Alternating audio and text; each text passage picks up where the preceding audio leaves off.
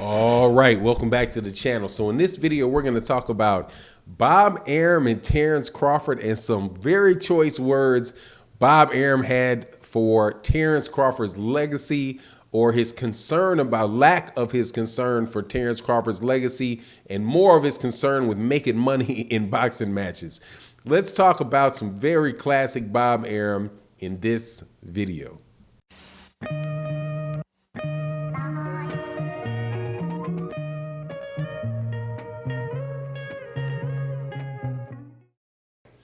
All right, welcome back to the channel. Before we get into the subject matter of the video though, please make sure to subscribe to the channel if you're not already subscribed, and hit the bell icon so you can get all of the notifications.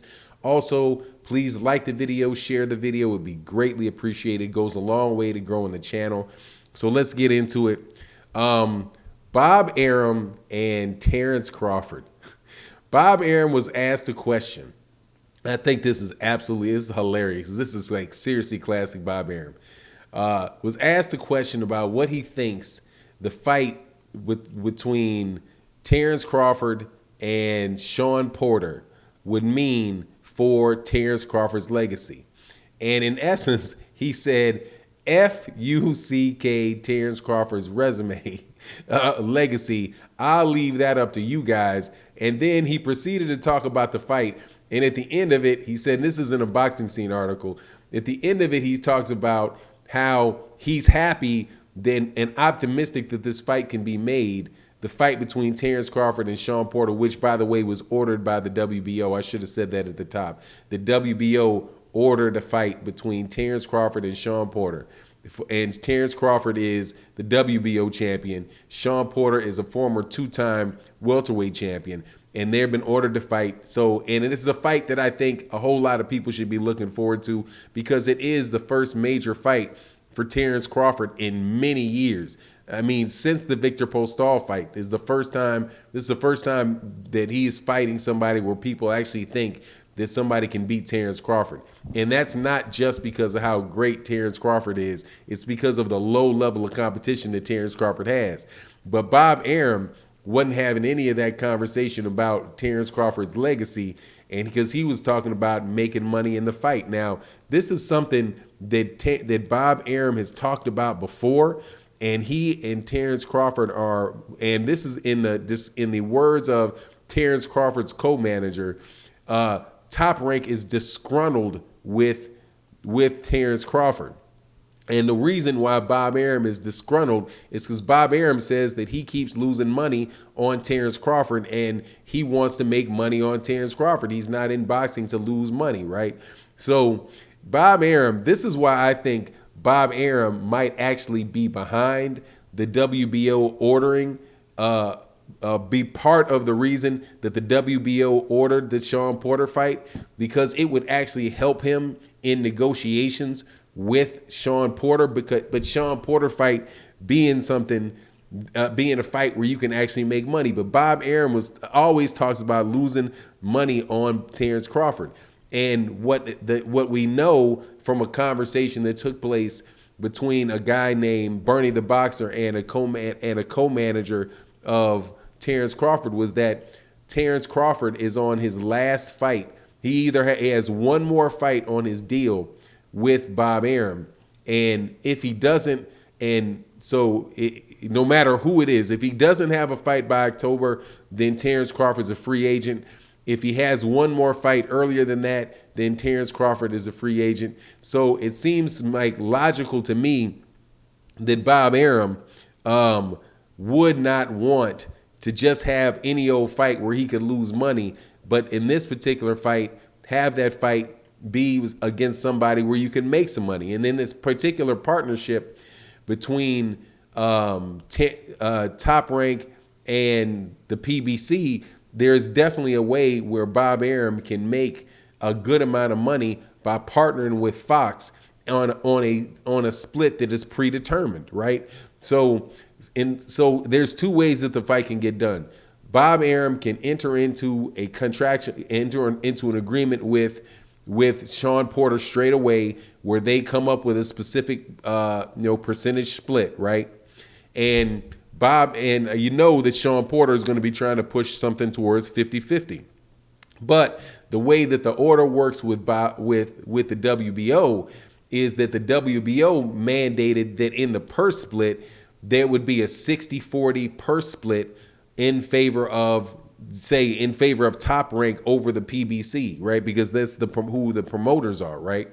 Or in 60-40 at Terence Crawford's camp over Shawn Porter's camp. So it's like the way that the WBO did it is that the WBO set pretty much the price mark that Bob Arum would want. Because in the interview, Bob Arum said, look, this is a very fair, the WBO has been very fair to Shawn Porter as far as the purse split goes, because if they go to purse bid, then there's an automatic, whoever wins the purse bid, you get a 60-40 split between Terence Crawford in favor of Terence Crawford. So it's like it's a pre-negotiated deal that the WBO or whatever Bob Order put out there. So it was a very, very slick move. Let me put it this way. If Bob Arum did not have something to do with this being ordered, I will tell you that he is the luckiest man. He is a lucky man to have the WBO miraculously order this fight. Number one, because Shawn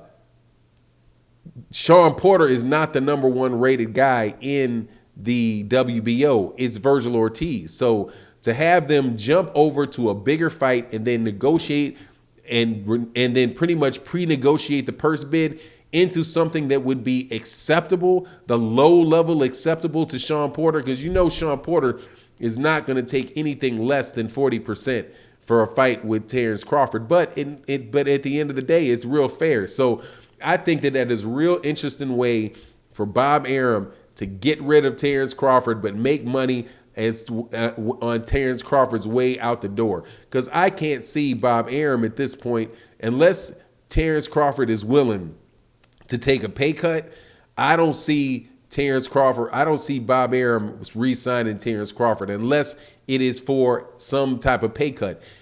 But it's the comment about the legacy. I thought that was absolutely hilarious and absolutely telling as far as the attitude, because you just think about this. If Bob Arum was talking about Manny Pacquiao and his legacy, do you think Bob Arum would have any problem talking about how great Manny Pacquiao was going with him? Or, matter of fact, talking about the legacy of Vasily Lomachenko? That's all Bob Arum would do with Vasily Lomachenko, was talk about, oh, this is the greatest fighter since a young Ali. He is the greatest. He's this, talking about what his legacy is. So when you say you're the greatest fighter since a young Ali, I think that safely falls into the legacy, talking about legacy. But when you don't want to talk that, and when you say something like F-U-C-K, his legacy, that tells you about the attitude that Bob Arum has with it. In essence, it is, look, we got one more fight with this guy. We've got to make a fight where we make money. And he wasn't gonna let Terence Crawford get away with fighting Zepeda on the last fight on that contract, which, by the way, was what the manager and Bernie the Boxer were laughing about in the video that they did. So anyway, all in all, I think it's really funny, very insightful business move. I am almost completely sure that this move was made by Bob Arum, if not to spite Terence Crawford, somewhere close to it, but to make sure that he made his money and put him in a very, very tough fight. And I'm really glad that he made the move, if that's the move that he made. But anyway, that's my take on the matter. You let me know what you think. And with that, I'm out. Peace.